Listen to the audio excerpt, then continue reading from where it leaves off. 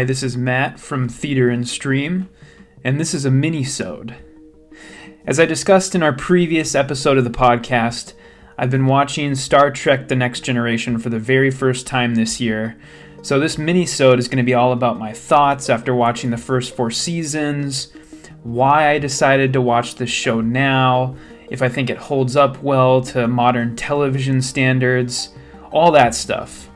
And I'm also going to name a few of my favorite episodes and sort of challenge this idea I've been seeing all over the internet that there are certain episodes of the show that you can basically skip entirely.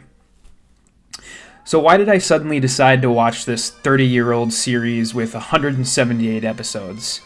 Well, it mostly has to do with the fact that I watched Star Trek Strange New Worlds, which in and of itself was sort of done on a whim.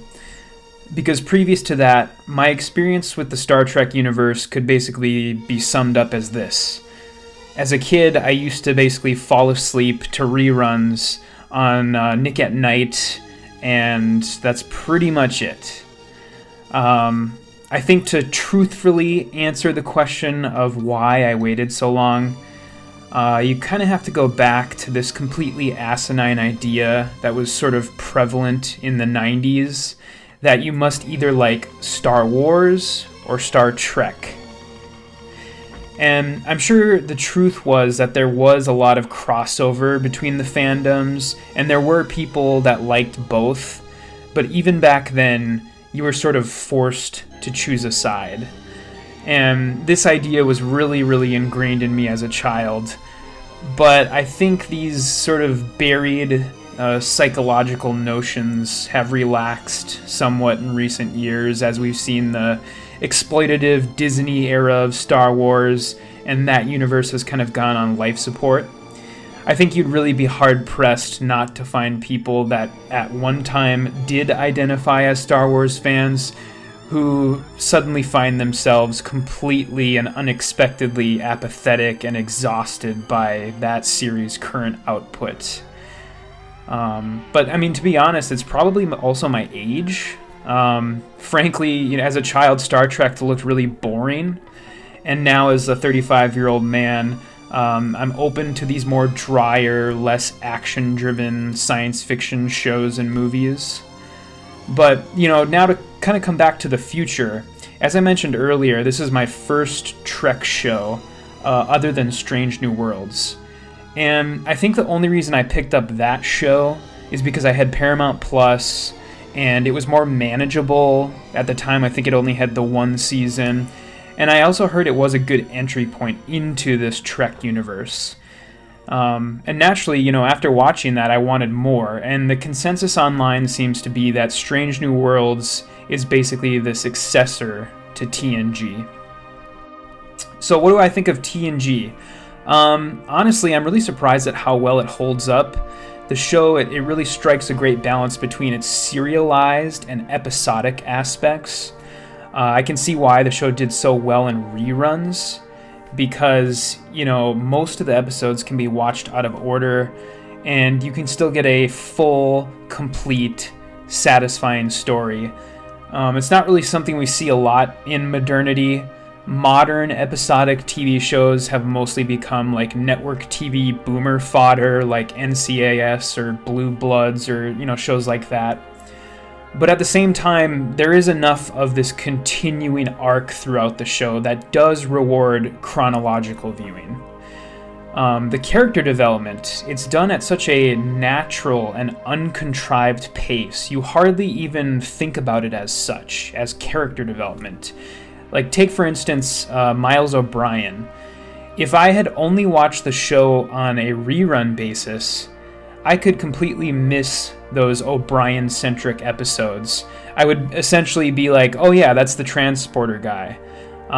It's completely plausible that you would miss, the episodes dealing with his animosity towards the Cardassians or his relationship with Keiko.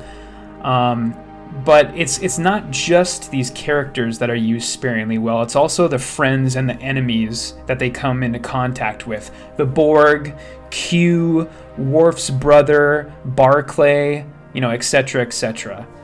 And they're brought in for a max of 1 to 2 episodes per season, and then they're gone before they get too one-note or overused. I guess sort of the exception to this is the multiple uses of Denise Crosby after her original character's death, which I think was really, really lame after the first instance it was done. I'm well aware of the circumstances around her departure from the show, but as somebody with no nostalgia towards her, I found her appearances after the time travel episode to feel really, really forced, with like way too much winking at the audience. But yeah, that's really my only complaint there. If I had any other complaints about, seasons 1 through 4 of the show, it would be, I do think there is a bit of a hump that you need to get over in season 1 in terms of quality. I'm not one of these people who thinks the show doesn't get good until season 2, but rather I think the show goes from good to great from season 1 to 2.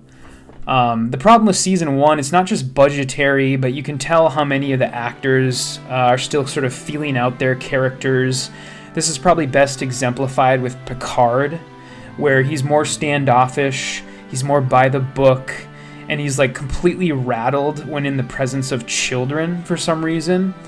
But honestly, the lower budget does have a lot to do with it. There are these episodes where characters are supposed to be on a planet, and it's clearly shot on some sort of sound stage with a bunch of fake, like plastic rocks everywhere, and then like a mono-colored backdrop that they're just shining like a green light on or something like that. Or there's like a prop that's just like a bunch of welded together jungle gyms. Or even when they do like actually go and film on location, it's just like some art installation or botanical garden in like the greater Los Angeles area. So yeah, that's kind of, I guess, my only real complaints. What episodes do I think are great? I did try to come up with a list here that's a little unique, just to offer up some picks that aren't always the same ones that are endlessly posted about online. But I do have to acknowledge, the best of both worlds. Probably, objectively, the best episode of what I've seen thus far. Season 1, Episode 14, 11001001. I think the Bynar are some of the most interesting alien species that I've seen so far in Trek. Especially for an alien species that's not just like somebody with like a prosthetic glued to like their forehead or like to their nose or something like that. And the solution in this episode to the problem that's presented is really satisfying, I thought, and the holodeck scenes are really great. Season 2, Episode 9, The Measure of a Man.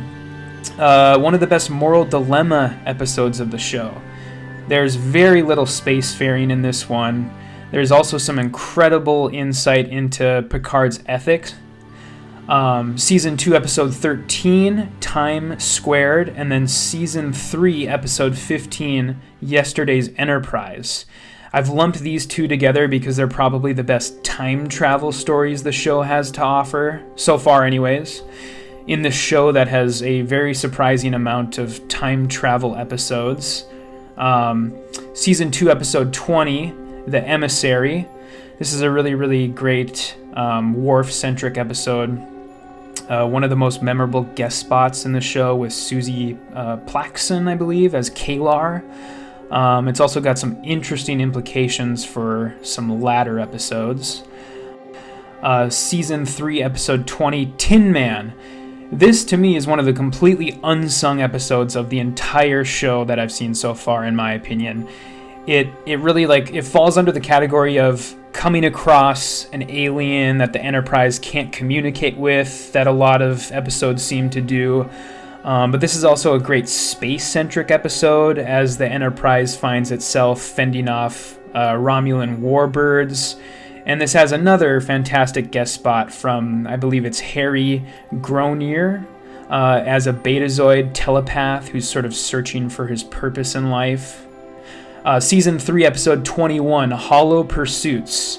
This one has multiple things on offer. It's a great holodeck episode. It's a great Geordi episode. It's a fantastic Guinan teaches a life lesson type episode. And of course it introduces Barclay, who so far has been very memorable in his, I think, 2 appearances that I've seen so far. And then season 4, episode 22, Half a Life. This one is, I think, spoiled for a lot of people by the presence of Loxana Troy, but I think it's probably one of the few episodes where she's used effectively as she tries to convince this alien that she's fallen in love with, basically from the brink of suicide, or away from the brink of suicide. Shout out to David Steers from MASH as the aforementioned suicidal alien. This one's really memorable. But one thing I did want to wrap up I wanted to address before I wrapped up, rather, is this popular sentiment that I've been seeing online that there are not only episodes of TNG that you can skip, but there are episodes that you should skip.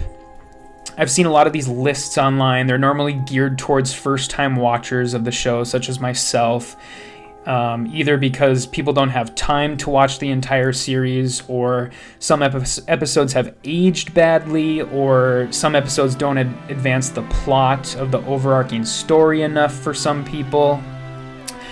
And, if you want my advice as somebody who's like really, really fresh on all of this stuff, I really, really think that the entire show is worth watching for the most part.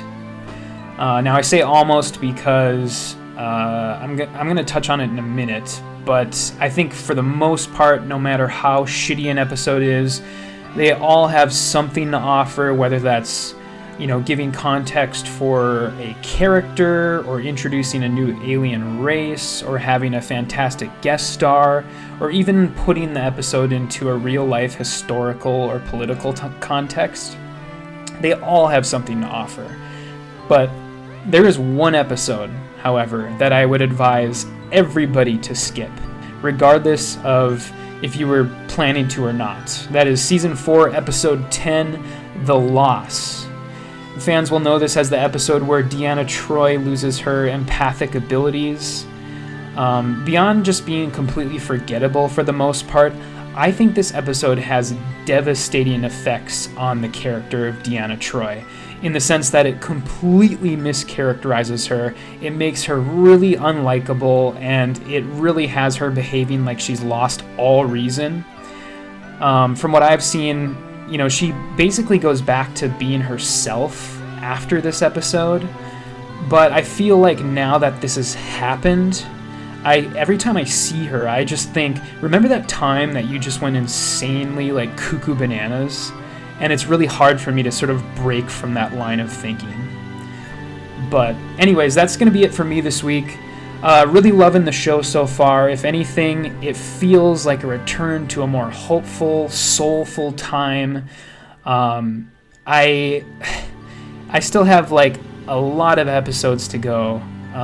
But it really has me looking forward to that sort of nightly comfort watching that I've been doing every evening with this show. And I don't think I'm the only person who's thinking this way right now, in these modern times. But I will be back sometime in the future with part 2 of this minisode, where I'll discuss seasons 5 through 7, and then all the TNG theatrical films.